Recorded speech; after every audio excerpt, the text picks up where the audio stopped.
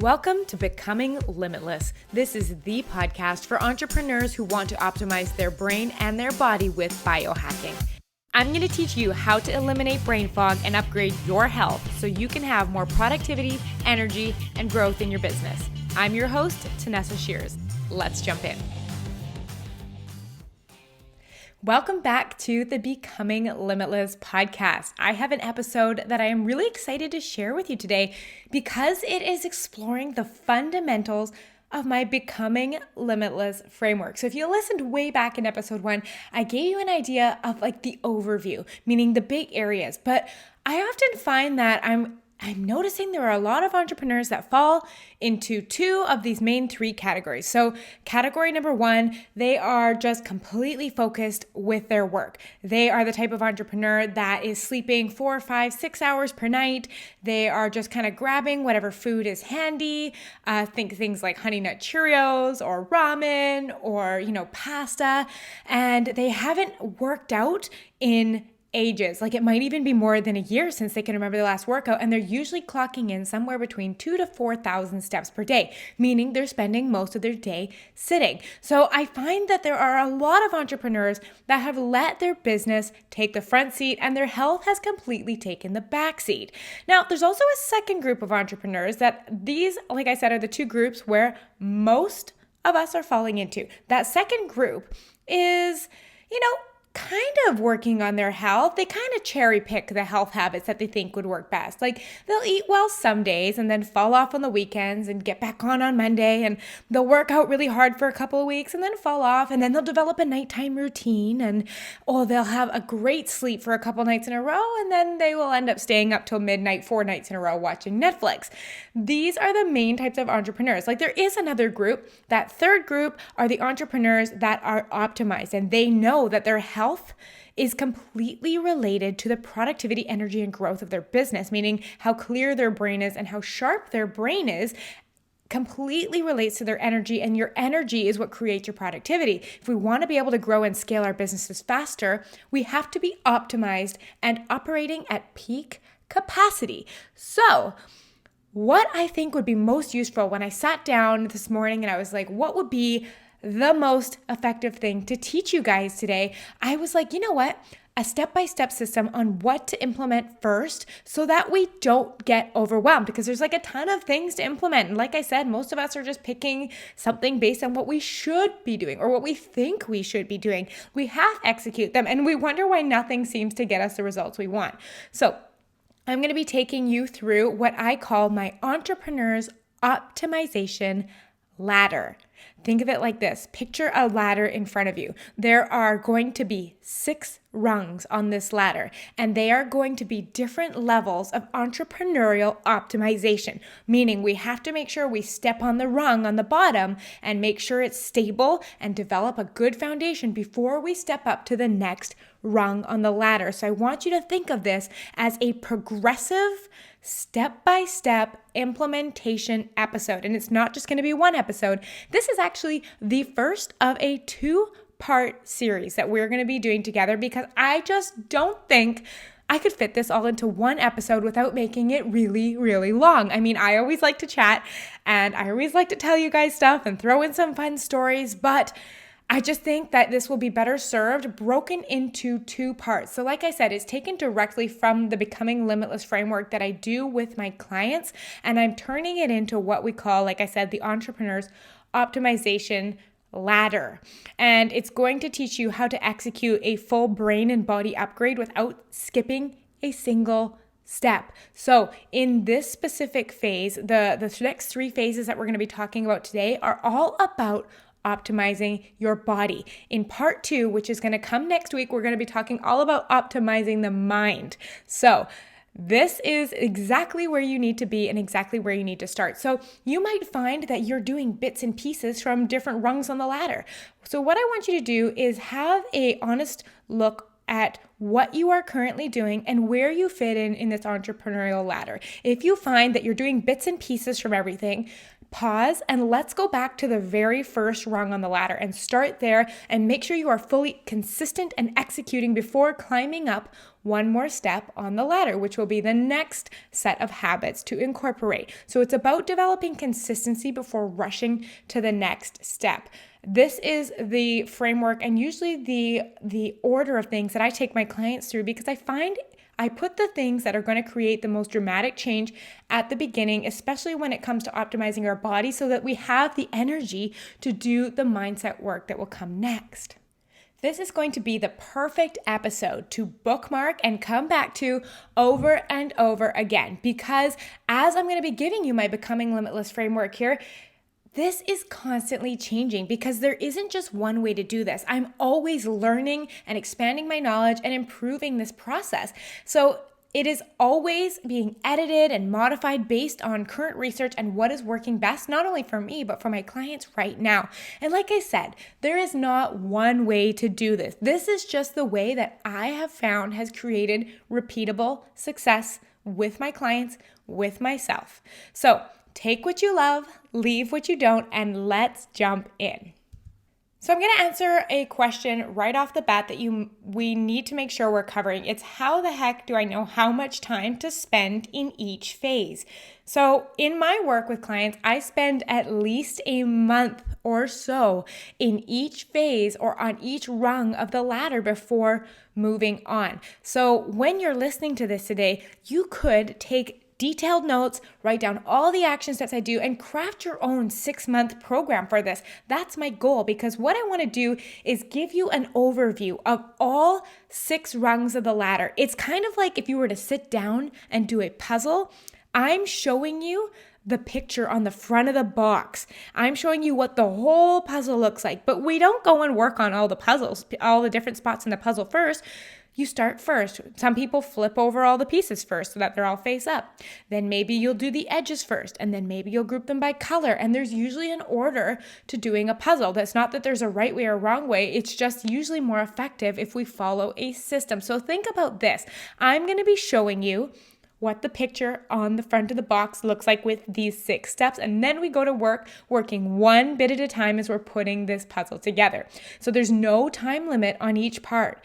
You stay on the rung of the ladder you're on and work it till completion, constantly evaluating. If you haven't ever evaluated your health or your biohacking results before, go and check out episode 14 of the Becoming Limitless podcast. It is called Is Your Plan Working? Let's Evaluate. I take you through a detailed journey of how I evaluate what is working, what's not working, and what I need to do differently to ensure I'm getting consistent results. And like I said, it's going to be absolutely different for everyone. Some of my clients spend 2 months on food and get consistent before we move on. Some of my clients spend 3 months working on exercise because they are working on developing that skill of consistency. We want to be fully consistent with the habits we have added to our plate for at least 30 days before moving on. Otherwise, your things are going to start falling off the plate and you're going to become inconsistent, and then you'll end up throwing in the towel and the cycle will repeat. It'll be doing what you've already done. So the first 3 rungs on the ladder are all about optimizing your body, and the second 3 are all about optimizing your mind. Now, the first 2 rungs on the ladder are going to be interchangeable because they are going to be working on your food and working on your sleep. So you can start with whichever one you want. But in an ideal world, I would recommend to start with sleep first. And I love starting with sleep first, but it's really going to be dependent on you, like I make that same decision for each client. For example, sometimes, if we wanted to work on sleep first, but maybe setting up the Fitbit or getting your Oura Ring delivered so that you can track your sleep, maybe that takes 2 to 3 weeks to arrive. Or maybe you're on holidays and you want to start anyways, and food is just the most obvious place to start. So then you start with food. But if I had to pick a perfect way to do it, definitely start with your sleep first, because it's something that doesn't take a heck of a lot more time to implement, but will have you feeling so much better. So the way I'm going to organize these is I'm first going to introduce the rung on the ladder and what it's about. I'm going to tell you the goal of that rung of the ladder, what the key performance indicators are, and then what the actions you can do in each of these categories to make sure that you are moving forward consistently. So the first rung up is going to be all about whole foods. Whole foods are the place that I start with my clients 90% of the time. We need to make sure that we are eating in a way to support our performance. And so many of us underestimate how much our food truly does impact our ability to have great sleep, to feel energized on our body, to feel focused for extended periods of time at work, and to be able to get a lot of stuff done and then be able to turn off at the end of the day and still have the energy to enjoy your life. So the goal of this rung of the ladder is to balance your blood sugar by eliminating inflammatory foods and help stabilize your energy and your focus. That's what we want to get out of this.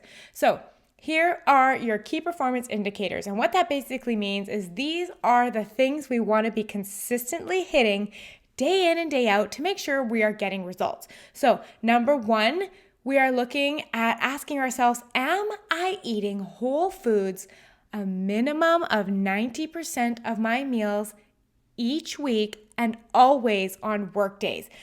When we're talking about whole foods, we're asking this question: did the food in front of me come from the ground or did it have a mother? Those are usually two easy questions you can ask to help you figure out if it is actually a whole food you're eating. So when we look at the composition of our meals throughout the week, when I say 90%, let's just do some easy math here. Let's pretend there are 3 meals per day, every day. That's 21 meals in a week. We are looking for about 19 or 20 of those meals to be whole foods. Obviously, if you want to go for all of them, have at it. That's amazing. But I always say at least 90% and always on work days, because work days are the days I want to be very sharp and very clear. And if I am having to, deal with blood sugar swings and energy drops and feeling foggy, that's going to take away from my productivity. And I know how closely that is linked to my food. That is something I'm not willing to compromise. Another KPI is if you are consistently monitoring your food intake and watching for unwanted symptoms. So making sure that you find some way to be writing down what you're eating or tracking it to help keep you accountable and to actually see that you're eating whole, healthy foods consistently.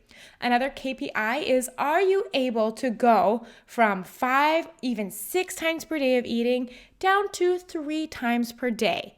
The purpose of this KPI specifically is because we want to keep a hormone called insulin low. So when you eat food, and more specifically foods with carbohydrates in them, or if it's a very high protein meal, our blood sugar swings up and this hormone called insulin also rises.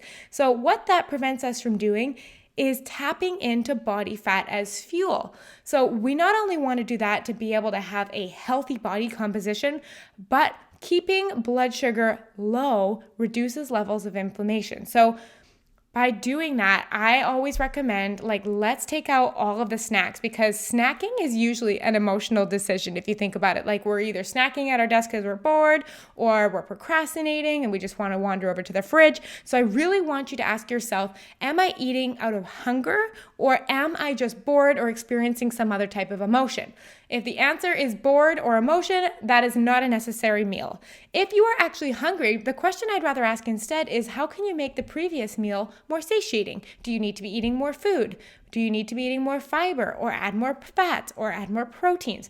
All of these things are important to look at. So we're looking at, can we condense the amount of times we're eating into 3 times? Also, if you're only eating once per day, it'll really depend on your genetics, but I find most often, especially in women, 3 times per day of eating spread out over a 10 to 12 hour window does tend to be much more effective than trying to only eat once per day. The last KPI I have for you here is to complete a 30-day no sugar, no flour challenge. I love this for 2 reasons, and this is something that I take my clients through, because not only does it allow you to really balance your blood sugar, keep insulin low for an extended period of time, but it brings up all of your drama around food. You get to start seeing when you snacked on sugary foods, or ate pasta, or grabbed a piece of toast when you were bored. It really starts to challenge your self-discipline, and it really allows you to see what you are using food for. Is it for nutrition, or is it because it tastes good and it makes you feel good? So as an effective and highly optimized entrepreneur, I am eating to fuel my brain so that it is clear and focused. While yes, food does play a little bit of a part of having joy in my life, it is no longer the purpose for food. The purpose for food is for allowing me to have clear thinking so that I can show up and grow my business. So here are your actions that I want you to consider adding in. Now, remember, you don't have to do all of these at once, but do start implementing them one at a time and work on getting consistent. There is no rush to any of this. Take your time and get consistent before adding things on.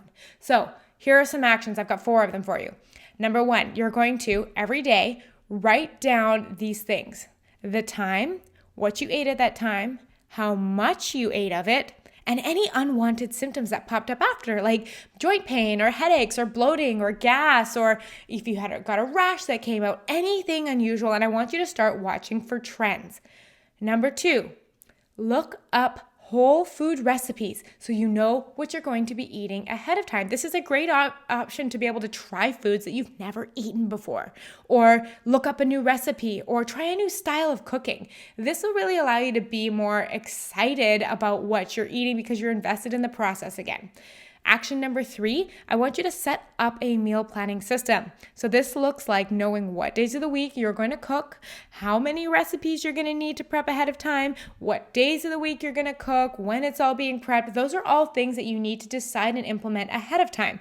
Now, I did do an episode, it was a couple weeks ago, all on 5 ways to meal plan for busy entrepreneurs. So if you don't have time to do the cooking and the planning, I give you plenty of ideas on how to outsource that. And there's a lot of creative ideas in there if you are stuck for time and you just need someone else to do the cooking for you. And lastly, your 4th action is, like I said, that 30-day no sugar, no flour challenge. Now, when I do this work with my clients, these are the foundational steps.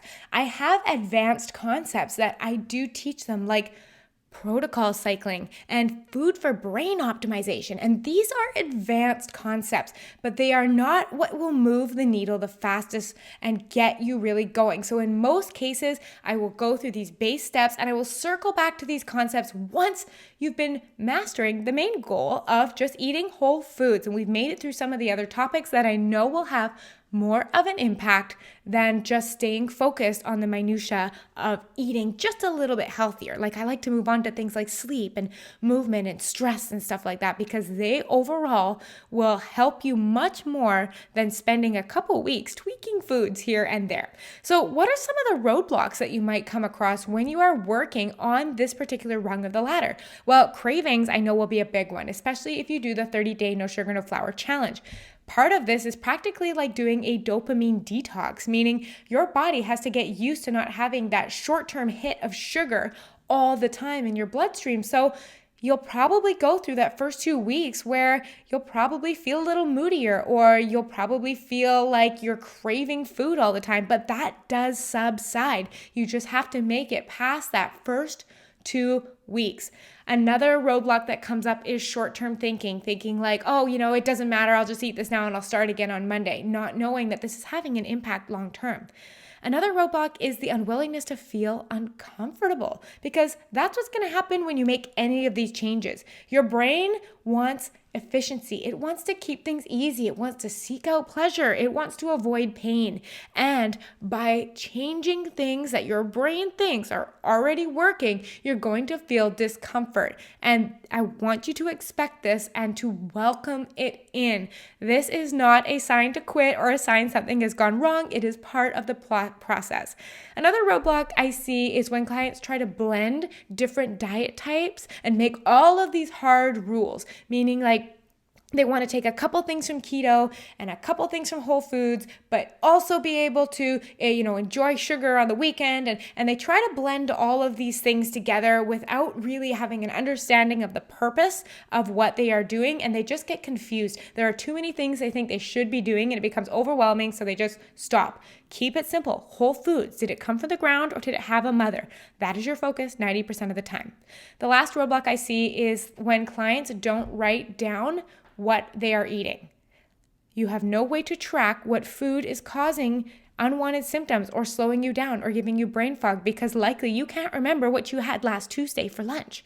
So by writing it down and being able to track things, it is often very eye-opening, and we start noticing things we have never done before. So this is your first rung of the ladder. It's all about whole foods and mastering this step. When you have been consistently eating whole foods for 30 days, and you have it down, your meal planning system is intact, you are ready to move on to the second rung of the ladder, which is all about sleep. So I do want to say, when you move on to another rung of the ladder, you don't forget everything you learned in the last rung. It's about incorporating it all in together. So now that you're standing on the second rung of this ladder, you're not only doing food, you're incorporating food and sleep.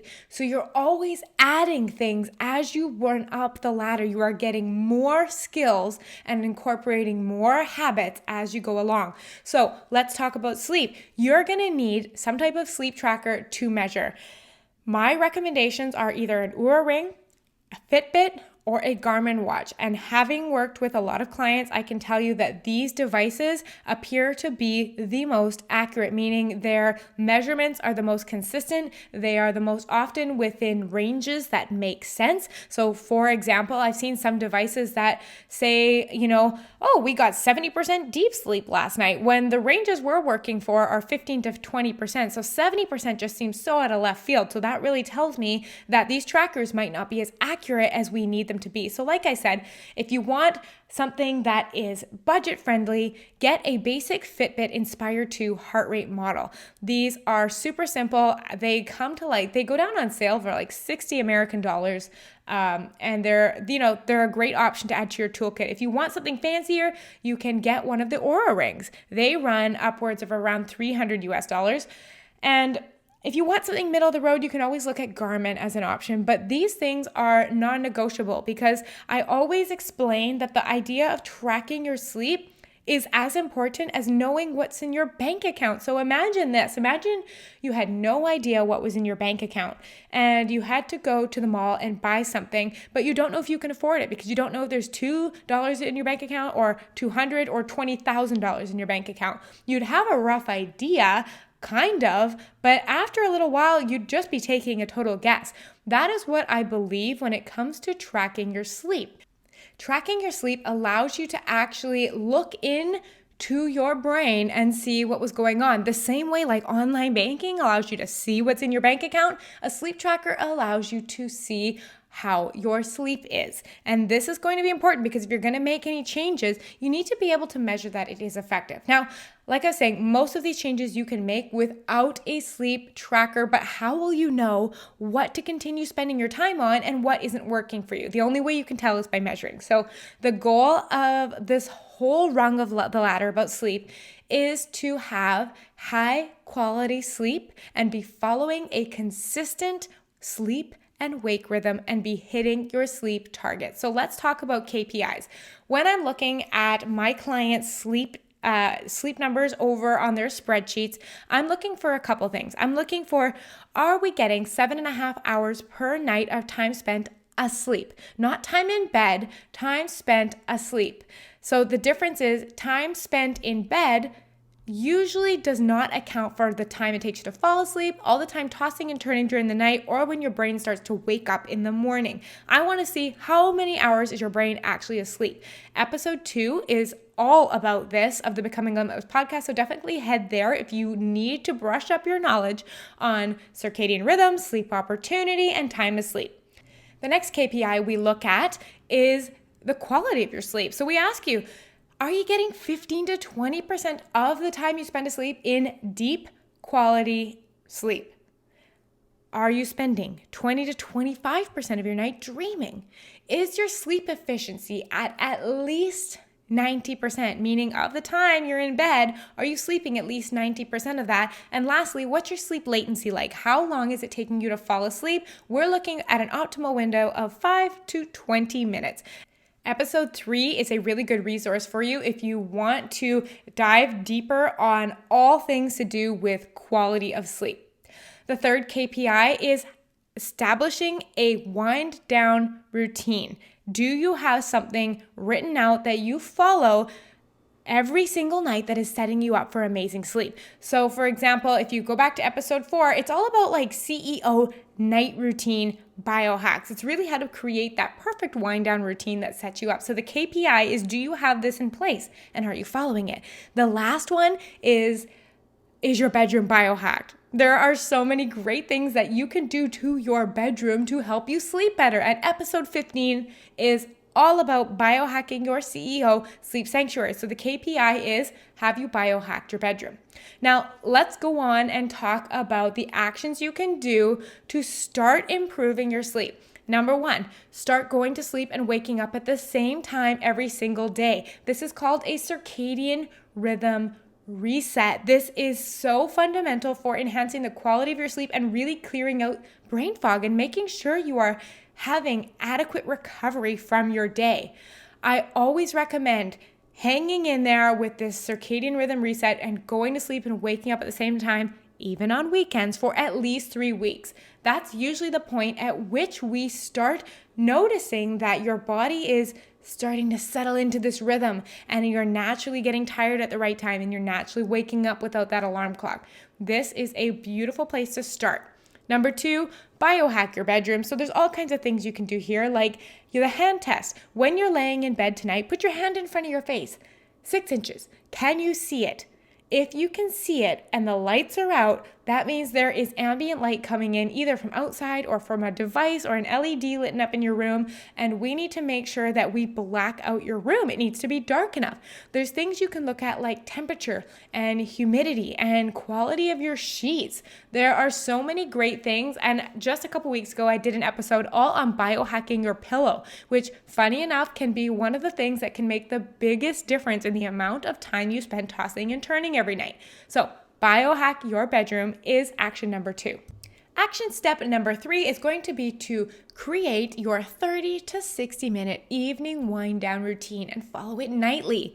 So you want to think of gradually gearing down. So going from the hustle and bustle of your day, evening meal, time spent with family or with your partner or out with friends, and I want you to think about gearing it down. So starting having some quiet time, maybe the screens go off, maybe, you take some time to have a shower or read a book, and you're slowly gearing down for the end of the night. I find having a routine really prompts my brain that, hey, it's time to get to sleep soon. So this is something we can consider as part of your night routine. Action step number 4 is to be proactive about the amount of blue light that is entering your eyes in the evening. So how I do this is I always turn screens off at least 60 minutes before bed, and I pair that with a set of blue light blocking glasses. I always make sure I'm getting the red lensed pair. A clear lensed set of blue light blocking glasses is not going to be effective at blocking out blue light. If you can see the color blue or you can see the color green through your glasses, it is likely not blocking as much of the light as you'd expect it to. So invest in a really good pair of blue light blocking glasses. Lastly, constantly be evaluating. This is so important as an action step because you need to be knowing what's working and what's not. So look at how your quality of sleep is on your device, on your Fitbit or your Oura Ring or your Garmin watch, and notice when you biohack your bedroom, how did your sleep improve? When you pulled out blue light 60 minutes before bed, did it improve your sleep? And constantly be making those assessments and moving forward. When you are consistent with all of these things and you are consistently hitting your sleep goals, you are ready to move on to rung number 3. But first, let's talk about the roadblocks that you're likely going to encounter at some point when you are working on this rung of the ladder. The first roadblock is you're constantly changing your bedtime. I think this is one of the things I notice with my clients' sleep logs the most is the fluctuation. So they'll go to bed at 9:30 one night and then 11 and then 9 and then 12:46, and it's just all over the place. And this is leaving them in a perpetual state of jet lag, and they never feel energized and their circadian rhythm never gets balanced. Roadblock number 2, not starting their evening routine on time. They'll get caught on the couch or watching a Netflix documentary they love, and then all of a sudden 2 hours will be gone by. They'll have been staring into a screen for 2 hours. The blue light will have affected their melatonin production, and they likely have not a very good sleep after, wake up the next day feeling tired, groggy, and are not nearly as effective. So one of the things I suggest is put an alarm clock on your phone that is time for you to begin winding down, and honor it. It's so important to begin your evening routine on time. Number 3, early morning disruptions, waking you up. These are things that can really disrupt our sleep. So things like it being too warm, maybe there's a blinking light on your phone that's waking you up, there's sun coming into the blinds. If you are being woken up by something in your environment early in the morning, take note of what it is and be proactive about changing it. Roadblock number 4 is when clients actually have caffeine past noon. Caffeine disrupts something called sleep pressure. The later in the day you have the caffeine, the more it affects your ability to fall and stay asleep and have high quality sleep. Specifically, caffeine affects deep quality sleep. Having too much caffeine can severely impact your sleep quality, even if you are one of the people who can have a cup of coffee and fall asleep right away. That does not mean it's not actually affecting your brain. Again, having a sleep watch or a ring or some way of monitoring is going to be one of the best things you can do to fully get the behind the scenes look at what is going on in your brain. And the last roadblock, of course, is screens before bed. It's going to disrupt your sleep just like caffeine will. So set a digital turn off time. So we do it at least 60 minutes before bed, and turn off all screens so that you can begin winding down. We have reached the third and final rung of today's ladder, all about optimizing the body. This one is all about movement and recovery. It's not all about exercise, although that is a part of it. The main goal of the movement and recovery rung on our ladder is to move your body throughout the day the way we were designed to do. When we're looking at, hey, what are our KPIs for this? We're adhering to our movement goal. So I often tell clients the very first step is just to make sure you're getting a little more activity during your day. This might look like 5,000 steps at a minimum every single day. This will ensure that you are not spending the whole day sitting in your chair, slumped over a keyboard, and, just being an active couch potato. So adhering to a movement goal, set a step goal and hit it every single day. It doesn't have to be a 10,000 step goal. This is the minimum to make sure that you are not having a sedentary lifestyle. KPI number 2 is all about taking seated work breaks and fixing your posture every 30 minutes. You'll likely notice that the longer you sit in front of a computer, your posture starts to change. You'll likely hunch your shoulders forward, or maybe you'll slouch backwards, and your spine will become out of line. So it's really easy to just get up and change your posture. So a really good one, especially if you're sitting right now, don't do it if you're driving, but if you're sitting right now, try this. Stand up nice and tall, put your hands on your glutes, so on your butt cheeks, and lean back. Change the position of your posture at least every 30 minutes. Set an alarm on your phone, stand up, and stretch it out just for 20 to 30 seconds every 30 minutes so that your body is not sitting in a poor posture position for extended periods of time. KPI number 3 is all about hitting a couple of workouts every week. This doesn't need to be crazy. 3 workouts a week is more than enough. If you want to do 4 or 5, have at it. I am more than happy to see you do that. But we don't need to think that being in the gym 6 times a week is the ultimate goal. To be quite honest, if you are hitting a relatively active step goal every day, 30 to 45 minute sessions, 3 to 4 times per week is enough to help you develop the cardiovascular endurance and the strength that you will need. KPI number 4 is about having an ergonomic workplace setup. And I'm going to give you some actions for this coming up, but just to make sure that your workplace and your desk is optimized for a long day at the computer. So what are the actions for this step? Well, you're going to need to monitor your steps daily and make a plan to achieve your minimum 5,000. If you're like me and you have some days that are back-to-back calls all day long, I need to make sure that I'm proactively getting some steps in the morning, some steps in on my lunch break, and some steps in the evening so that I don't have a day that's entirely sedentary. It is super easy to get off the computer all day and then just go sit in front of the TV. Be proactive and monitor your steps. Put them on the calendar, have a visual way of seeing them. Number 2, set an alarm during your workday for 30 minutes. And when you hear that 30 minutes go off and you've been sitting at your computer, stand up, do a quick stretch, twist your body, lean back like we talked about earlier, change the position of your spine, and then sit back down. Action number 3, plan your workouts. I want to know what you're going to do, where you'll be. Are your workout clothes ready? Have it all planned ahead of time so that you don't have to make a whole bunch of decisions in the moment about, I don't know what to do. Should I go out? Should I work out at home? Make it simple for yourself and decide ahead of time.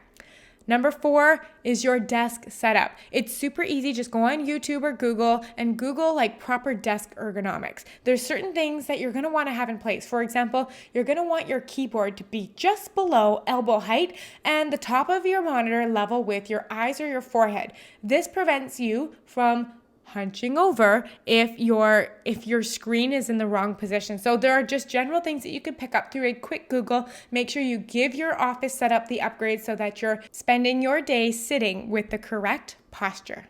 Now let's talk about the roadblocks because they obviously come up in this one. And the number 1 is poor posture. YouTube is an absolutely wonderful resource to either create your own at-home posture fixing program, or you can see a physiotherapist and they will definitely guide you through that. Roadblock number 2 is you're not going to feel like it in the beginning. So don't count on feeling super excited to get motivated every single day. You won't. I've even been at this now and been in the health and fitness industry since 2008, and there are still days that I wake up and don't want to get my workout done, and that is totally normal. Where the growth comes in is learning that my brain in the moment doesn't get to make the decision. I planned this ahead of time when I was looking long-term at what I wanted for my goals. So that is what I'm going to honor when I make that decision in the moment of whether to follow through on my workout or not. Roadblock number 3 is schedule craziness. Things get pushed around all day long and things pop up and last minute, requests, and our workouts keep getting bumped. Meaning like if we originally had it planned at noon, then something came up and then after work and then that got bumped by something. So one of the tips that I often try is schedule your workout first thing in the morning. There is much less likely chance that something has come up that is going to bump your workout off the priority list. The next roadblock is not planning it ahead of time. And lastly, not knowing what to do. Those can all be fixed by sitting down on the weekend and deciding what you want to do. There are so many, like I said, resources available on the internet. You can follow workouts on YouTube. You can download programs for free. You can make your own program. You can go out for walks. It doesn't need to be complicated. It just needs to get done. We have just wrapped up the first 3 rungs on the entrepreneur's optimization ladder. We have talked all about the KPIs and what we need to see happening consistently in our food to be able to move on to sleep, and what needs to be happening consistently to move on to movement and recovery. So this is a process to fully optimize your body. You're taking care of what you put in your body, how you move your body, and how your body recovers during rest. This is such a beautiful way to take care of your body, and this is something that is going to change your energy, and we know that your energy leads to better productivity. So I hope this has been a super interesting first look into the work that I do with my clients and exactly the process that I take them through.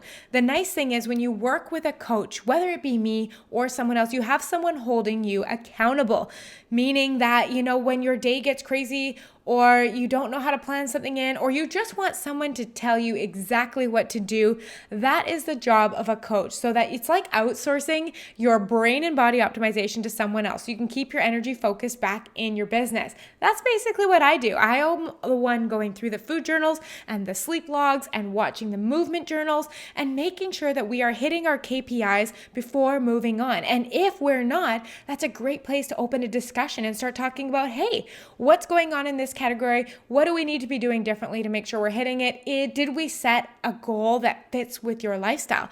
If you're ready to take your health to the next level, I would love to invite you to book a call with me where we can discuss exactly how I would help you get from where you are now to fully energized, optimized, and focused in your business.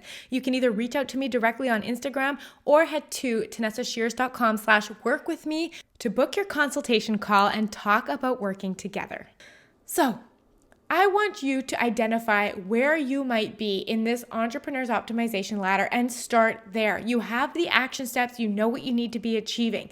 I would love to hear where you are in your journey. So reach out to me on Instagram. I'm at Tanessa Shears. If we aren't already friends on Instagram, definitely add me. I love hearing where you are, what you're working on, and I'm always there to help and send a message if you are getting stuck. I hope this has been super helpful, and I will be back next week with part 2 of the Entrepreneur's Optimization Ladder. In that episode, we're talking all about stress management, self-discipline and mindset, and lastly, getting in amazing workflow. I will see you then. Bye. Ready to begin each day feeling energized and focused? I'd love to work with you one-on-one. In my Becoming Limitless program, you're going to learn how to optimize your brain and body with science and biohacking so you can be highly productive and grow your business faster. Join me over at TanessaShears.com/work with me. I'll see you there.